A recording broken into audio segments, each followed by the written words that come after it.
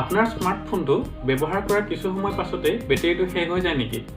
এনেকুৱা কি কাৰণ আছে যাৰ বাবে আপোনাৰ ফোনটো চাৰ্জ কৰাৰ কিছু সময় পাছতে বেটাৰীটো শেষ হৈ যায়? যিমান সময় আপোনাৰ ফোনটো চলিব লাগিছিল সিমান সময় কিয় নচলে?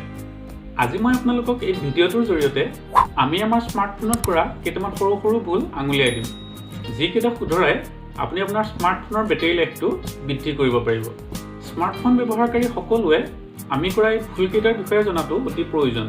গতিকে জানিবলৈ এই ভিডিঅ'টো শেষলৈকে চাওক। নমস্কাৰ, মই সুমনে আপোনালোক সকলোকে পুনৰবাৰ স্বাগতম জনাইছোঁ মোৰ ইউটিউব চেনেল দ্য ইনফ'জোনলৈ। আহক আজিৰ ভিডিঅ'টো আৰম্ভ কৰোঁ।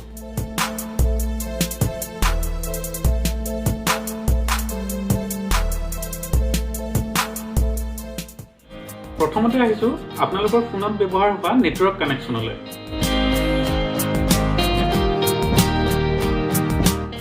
আপুনি আপোনাৰ ফোনটো নিশ্চয় কাৰোবাক কল কৰিবলৈ ব্যৱহাৰ কৰে, যাৰ বাবে আপোনাক জিঅ', এয়াৰটেল, VI আদিৰ দৰে নেটৱৰ্ক কানেকশ্যনবিলাকৰ প্ৰয়োজন হয়।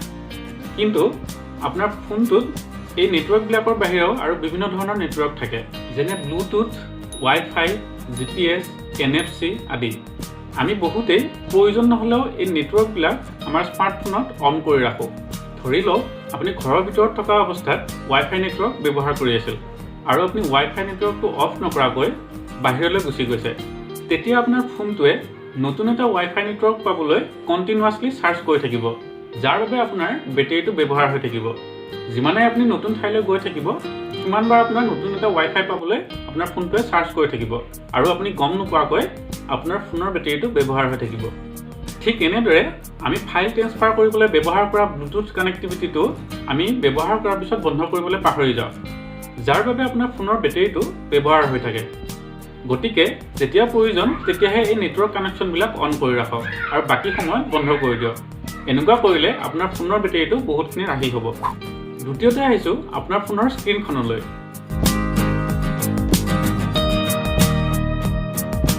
অতি কম সময়ৰ ভিতৰত আপোনাৰ ফোনৰ বেটাৰীটো শেষ হৈ যোৱাৰ অন্যতম কাৰণ হৈছে আপোনাৰ এই ফোনৰ স্ক্ৰীণখন। মই আপোনালোকক দুটা টিপছ দিম, যি দুটা ব্যৱহাৰ কৰি আপুনি আপোনাৰ ফোনৰ বেটাৰী লাইফটো বহুখিনি বৃদ্ধি কৰিব পাৰিব। প্ৰথমটো হ'ল ব্ৰাইটনেছ। সাধাৰণতে আমি আমাৰ স্মাৰ্টফোনবোৰত ব্ৰাইটনেছটো 100% কৰি ৰাখোঁ, যিটো আচলতে কৰিব নালাগে। যদি আপুনি ঘৰৰ ভিতৰত ফোনটো ব্যৱহাৰ কৰি আছে তেনেহ'লে আপোনাৰ ফোনৰ ব্ৰাইটনেছটো মিডিয়াম বা মিডিয়ামতকৈ অকণমান কম কৰি ৰাখক। এনেকুৱা কৰিলে আপোনাৰ বেটাৰীটো ছেভ হোৱাৰ লগতে আপোনাৰ চকুত এফেক্ট কমকৈ পৰিব। আৰু যদি আপুনি ফোনটো বাহিৰত ব্যৱহাৰ কৰি আছে বা ৰ'দত ব্যৱহাৰ কৰি আছে তেনেহ'লে আপুনি চকুৱে এডজাষ্ট কৰিব পৰাকৈ ব্ৰাইটনেছটো বঢ়াই লওক। কিন্তু অটো ব্ৰাইটনেছ অপশ্যনটো আপুনি ব্যৱহাৰ নকৰিব।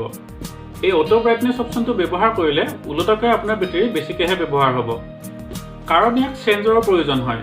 এই চেঞ্জৰে আপোনাৰ ওচৰে পাজৰে কিমান পোহৰ আছে সেইটো চাই লৈহে আপোনাৰ ব্ৰাইটনেছটো এডজাষ্ট কৰি দিয়ে।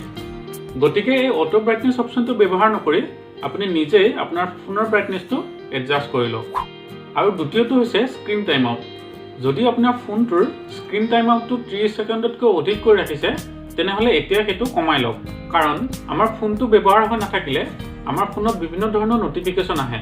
এই ন'টিফিকেশ্যনবিলাক যিমানবাৰ আহিব সিমানবাৰ আপোনাৰ ফোনটো অন হ'ব আৰু এই অন হোৱাৰ বাবে আপোনাৰ বেটাৰীটো ব্যৱহাৰ হৈ থাকিব। গতিকে আপোনাৰ ফোনৰ স্ক্ৰীণ আউট টাইমটো যিমান পাৰে কম কৰি ৰাখক, পৰাপক্ষত 15 ছেকেণ্ড বা 30 ছেকেণ্ড কৰি ৰাখক। এনেকুৱা কৰিলে নিশ্চয় আপোনাৰ ফোনৰ বেটাৰী লাইফটো বহু পৰিমাণে বৃদ্ধি পাব।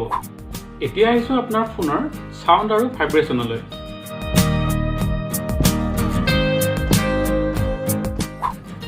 আপোনাৰ স্মাৰ্টফোনটোত যদি কল, মেছেজ বা যিকোনো ন'টিফিকেশ্যন আহোঁতে ফোনটো যদি ভাইব্ৰেশ্যন হয় আৰু যদি আপোনাৰ স্মাৰ্টফোনৰ অপ্ৰয়োজনীয় এপছবিলাকৰ ন'টিফিকেশ্যন ছাউণ্ডটো অন কৰি থৈছে তেনেহ'লে আপুনি জানি থওক ই আপোনাৰ স্মাৰ্টফোনটোৰ বেটাৰীটো বহু পৰিমাণে কনজিউম কৰিব। যদি আপোনাৰ বিশেষ কোনো প্ৰয়োজন নাই তেনেহ'লে এই অদৰকাৰী ভাইব্ৰেশ্যন মোডটো ছেটিংছত গৈ অফ কৰি লওক। গতিকে পৰাপক্ষত অদৰকাৰী ছাউণ্ড আৰু ভাইব্ৰেশ্যনবিলাক আপোনাৰ ফোনত বন্ধ কৰি দিয়ক। ই আপোনাৰ ফোনৰ বেটাৰী বহু পৰিমাণে ৰাহি কৰিব। এতিয়া আহিছোঁ আপোনাৰ স্মাৰ্টফোনৰ এপ আপডেটলৈ।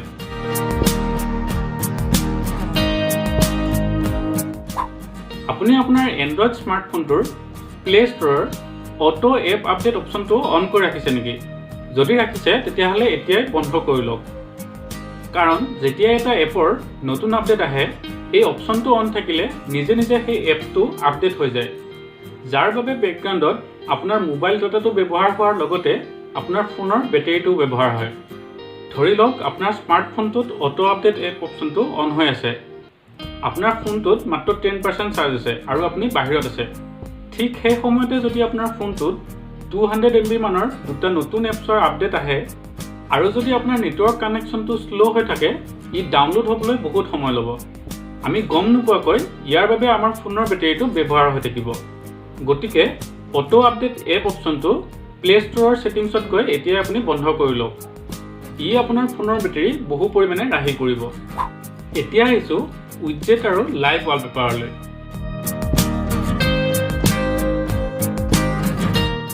আপোনাৰ ফোনটোত এই উইডজেট আৰু লাইভ ৱালপেপাৰবিলাক ব্যৱহাৰ কৰিলেও অতি সোনকালে আপোনাৰ বেটেৰীটো শেষ হৈ যায়। এই উইডজেট আৰু লাইভ ৱালপেপাৰবিলাকে বেকগ্ৰাউণ্ডত আপোনাৰ ডাটা ব্যৱহাৰ কৰি থাকে আৰু ডাটা ব্যৱহাৰ হোৱাৰ কাৰণে আপোনাৰ মোবাইলটোৰ বেটেৰীটোও ব্যৱহাৰ হৈ থাকে। যদি আপুনি আপোনাৰ স্মাৰ্টফোনৰ বেটেৰী বচাব বিচাৰিছে, তেনেহ'লে এতিয়াই এই উইডজেট আৰু লাইভ ৱালপেপাৰবিলাক আপোনাৰ ফোনৰ পৰা গুচাই দিয়ক। যিমান পাৰে আপোনাৰ ফোনৰ হোম স্ক্ৰীণখন খালী ৰাখিব আৰু পাৰিলে এখন চিম্পুল ব্লেক ৱালপেপাৰ আপোনাৰ ফোনটোত ব্যৱহাৰ কৰিব। এনে কৰিলে আপোনাৰ ফোনটোৰ বেটেৰী বহু পৰিমাণে ৰাহি হ'ব।